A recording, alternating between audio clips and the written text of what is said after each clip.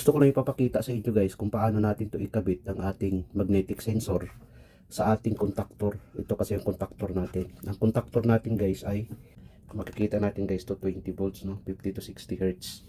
230 volts AC ang relay natin, no? 240 volts din ito. 240 volts AC, pwede rin sa DC.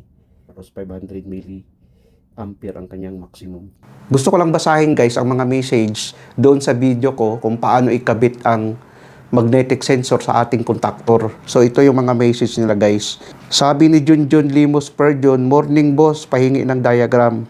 Sabi naman ni Jason, pa-diagram naman master, di ko masundan. Sabi naman ni MBY, sir kung pwede, sana before ka mag-connection sa wiring mo, may schematic diagram ka sana na ginawa kasi para masundan sa mga baguhan.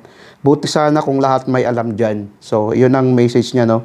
Tapos sabi naman ni Tony Adjes Tamparong, mas madali sana master kung may wiring diagram ka dyan.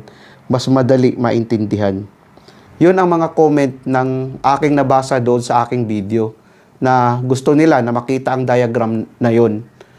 Kung paano ikabit yung magnetic sensor sa ating contactor. So ngayon guys, papakita ko sa inyo ang diagram kung paano siya ikabit. So ito na yung diagram niya guys, no, na mayroon tayong pamagat na diagram for magnetic sensor. Ito na yung magnetic sensor natin. Ito na yung relay na 8 pins. Tapos ito naman yung magnetic contactor natin. Lahat ito guys ay 220 volts. Ito yung line 1 at saka line 2 natin. Liitan lang natin. Ito yung line 1 natin at saka line 2 natin. No? Ngayon, ito yung magnetic sensor natin. No? Ito yung relay natin. Ang function nito guys, paglagyan natin to ng power supply, ang line 1 at saka line 2, pag makasense to ng magnet guys, itong magnetic sensor natin, mag-close ang contact nito. Gaganon ito guys, no? Pag close ng contact guys, gagana ngayon ang relay. Pag gana ng relay natin, i-close to ng relay kasi ito yung normally open ng relay. Ang kuryente ngayon dadaloy dito, no? Gagana ngayon ang magnetic contactor natin kung makikita natin, no? Ngayon, pag hindi makasense ng magnet itong magnetic sensor natin, mag-open ang contact nito guys. Mag-open ang contact nito. Gaganon siya. Sa automatic ngayon, mamamatay ang relay, mamamatay din ang contactor natin. Mag-open naman ito guys. Dahil pag mamatay ang relay, mag-open ang normally open ito, babalik sa normally open, mamamatay ang magnetic contactor natin. Ganun lang ang function niya guys. Pag mag-close ito, gagana ang relay.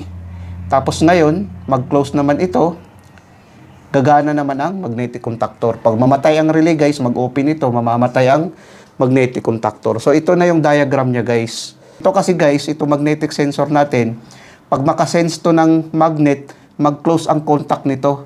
Gagana ang relay, mag-close din ito, no? Dahil ito yung normally open ng relay. Ang kuryente ngayon dadaloy dito. Gagana din ang magnetic contactor natin.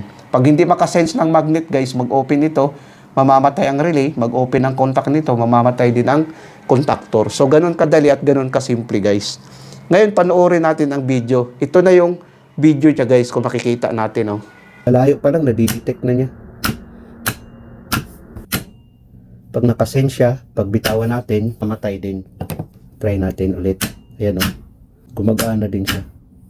Basta sundan mo lang ang connection nun guys.